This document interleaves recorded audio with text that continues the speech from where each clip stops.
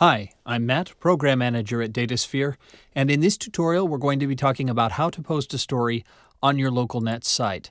Now this tutorial is really for all users, although the way you get to where we're going will be a little different, but this is for all users, and this is really one of the most basic things in using LocalNet, one of the most important things you'll learn. So I've gone ahead and logged in as Chloe Sullivan on our training site, and Chloe Sullivan just happens to be an administrator. And you'll notice that she's got a menu bar up across the top. To create a story for Chloe, you go to Content Management, Create Content, and then select Story. Now, if you're a reporter, a community content provider, or a site producer, your menu is actually going to be over here on the right-hand side. So you just hover over Create Content and click on Story, and then you'll be at the same page that we are here. So this is the story creation page. It's fairly basic web form type stuff, but we're just going to go ahead and talk you through it. So the title should be between 40 and 70 characters. Much like if you were in a newspaper, try to keep your titles a little bit on the simple side. Otherwise, it can get a little out of hand.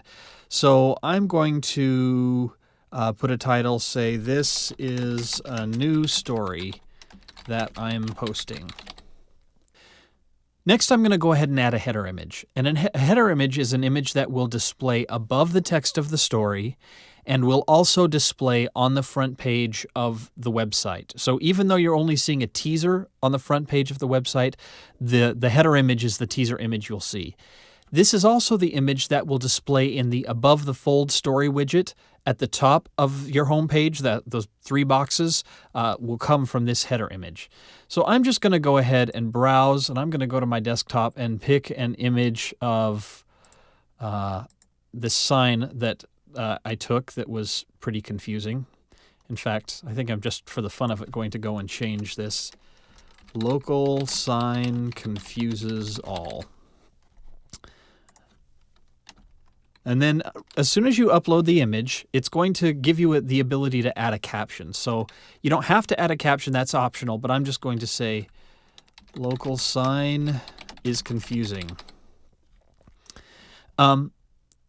You can add a video to the story, but I'm not going to talk about this in this tutorial. We actually have another tutorial about how to add YouTube videos to your stories. So I'm just going to go ahead and skip that for now and come down to the body of the story.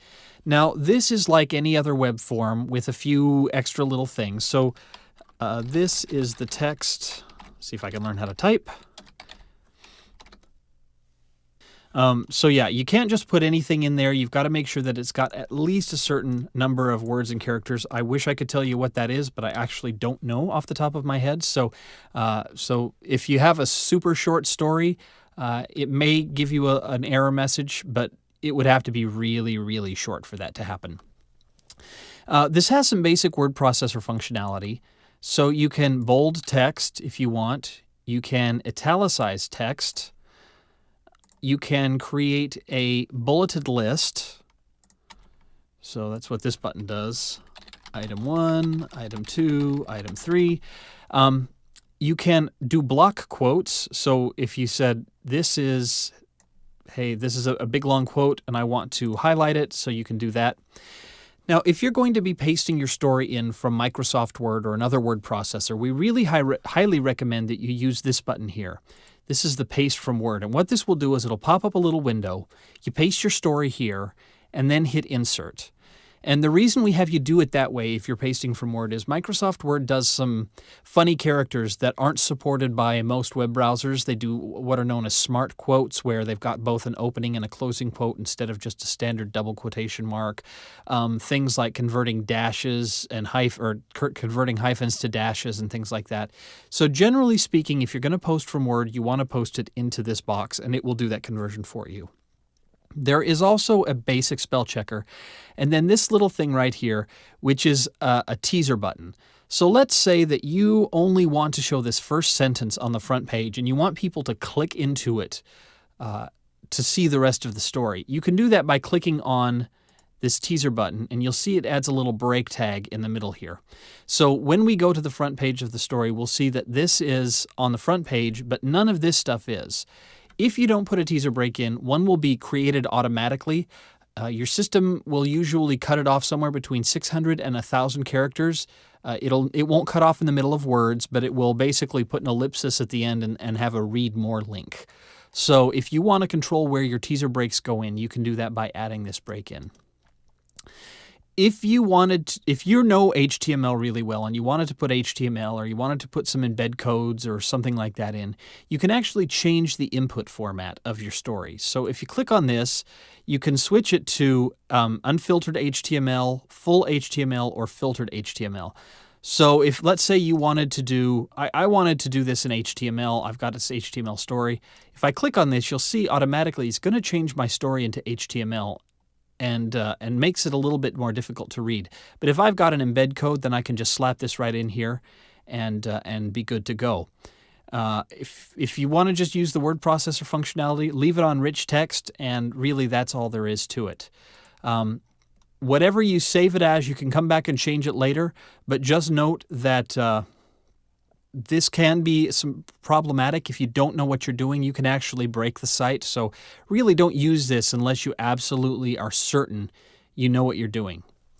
There are also areas for additional images. So this group of images right here are images that will show underneath the text of the story and will also show on the front page. And I'll show you how that works in a little bit. So I'm going to go ahead and browse this and just add an image of my dog Luke when he was a puppy.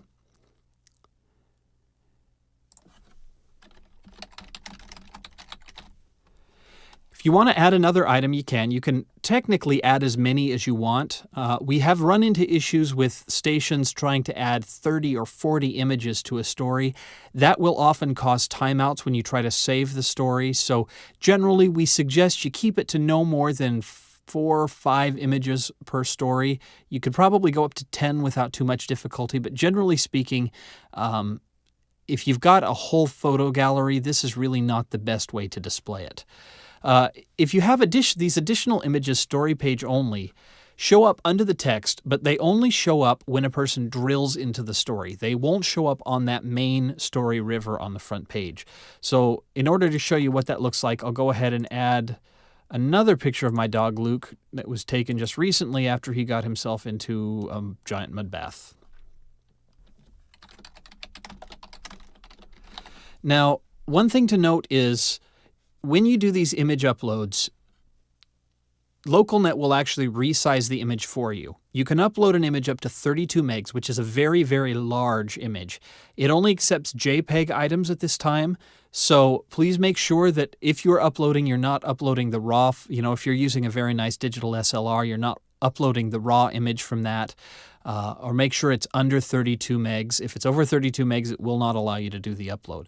Anything else, it should allow you to upload and it will convert it for you without any difficulty. Then you are able to select a category. So in this case, let's say this is an arts and culture story and pets. And you can actually select multiples by clicking on one, holding down the control key, and clicking on another. And you'll see that both of them remain selected. Now this is probably the trickiest part of posting a story. You'll notice that there's 3 sections to determining where your story shows up. So each station has several individual sites for each of the communities. And this is really where you determine where the story gets shown. You can select to send it to all affiliates if you want, but unless you've got a really good reason for doing that, we generally recommend you don't. The whole point of LocalNet is that stories are supposed to be local stories. And so if you're posting it to every single community, then it's not really a local story, unless it happens to be, a major emergency or something that needs to be communicated to everyone as quickly and as efficiently as possible. For stories that apply to your entire viewing area, we really do suggest using your station's main site for that and using the LocalNet sites for more local, less important stories that maybe wouldn't land on the front page of the main site.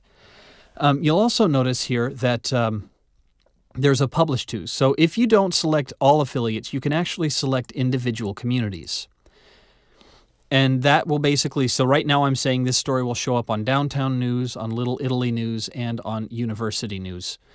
And then there's a source domain. Now, this takes a little bit of explanation. A source domain is basically like the community in which the story lives. It's the home community of the story. Every story has to have a home, and every story has to be visible in its home. Just like you are visible in your neighborhood when you go to and from your car on the way to work. Even if you don't spend a lot of time at home, you're still visible in your own neighborhood. And that's basically the way it is here. So I've got this story visiting downtown, Little Italy, and University News, but living in downtown, which is fine. What I can't have it do is have it live in waterfront, but not be visible in waterfront.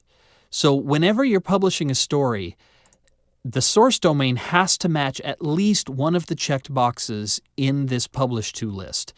If you click to send all affiliates, you still have to make sure that downtown news, or I could do Little Italy and a Little Italy. Even if you have it publishing to all affiliates, this source domain has to match at least one checked box in this Publish To area. Other than that, you can really post the story wherever you'd like. Then you can select the publish date. So you can actually, if you don't change this will actually just publish to the moment you decided to click into the story and start writing. You can change it to time bomb it to go off at a later date. So if you wanted a story to come up over the weekend and you didn't want to have to actually work on the weekend to get it to go up, you can set this to go ahead early. And then finally, we have this approved item here. Now, a story will not go live until it's been switched from not assigned to yes. Reporters, super reporters, site producers, and site administrators have the ability to approve their own story. Community content providers, or CCPs, do not. That's because CCPs, since they are not employees of the station, we allow the stations to review those stories before they go live. And there's a separate tutorial on how that works. But basically, if you're a CCP and you're posting a story, this won't even be here. You're not going to even see this, and you're not going to be able to change it. So if you want to set that, you can, to set it live. If you decide you don't want the story to be live anymore, you can change it back to no, and it will go away. Or if you leave it at not assigned, it's just not going to show up. You can skip this event info thing for now. That doesn't really affect it. A couple of other things. Under authoring information, you can actually change the author. So if you write this on behalf of someone else, you can actually put their name in here. That person has to be an active user on the system. So you could do it as administrator or as web staff or anonymous if you wanted to. Like I said, you can leave it blank and have it post as anonymous. This authored on date, you can leave that blank. That system doesn't use that. And then finally, under publishing options, by default, it says this story is published and it's going to display on the front page. If you don't want the story to display on the front page, you could just uncheck that box, but most of the time you are going to want your stories on the front page. So you go ahead and click Save, and then it's going to take you to what we call the story page view. So this is the story page view, and this is what it's going to look like to your viewers without the tabs here. Those won't be here. So here's the local sign that confuses everyone. And you'll notice that was the header image, so it's displaying above the text. And then here's the caption that we added. Here's the text of the story and the bulleted list and the block quotes. And then here is the additional image and the additional image story page only. So that's basically how you create the story. Now, if we go back to the main site and go to the downtown site, to the front page, this story should show up at the top of the site. And here it is. So here's the story. Now you'll notice it's a little different. So here's the image that I added in. Here is the text of the story, but remember I put that break tag in the story, so the rest of the story isn't displaying on the front page. And then here's the image, the additional image, but you'll notice the additional image that's for the story page only isn't showing up here. And then if you drill into it, sure enough, we go back and we see that here are all of the images and all of the text. So that's basically how you post a story on your local net sites. There are a lot of little nitpicky things that go into this, but generally speaking, posting a story isn't too difficult. If you want to play around with this and test it on a test site, our LocalNet training site is available. If you go to help.datasphere.com, create an account, and then once your account's been approved, you'll be able to log in. And over on the right-hand side, there'll be this link to the LocalNet practice site. It'll have a link to the site and all the usernames and passwords you need to get in. And that's basically how you post a story. If you have questions, by all means, contact your account manager or your technical account manager at Datasphere, and happy posting.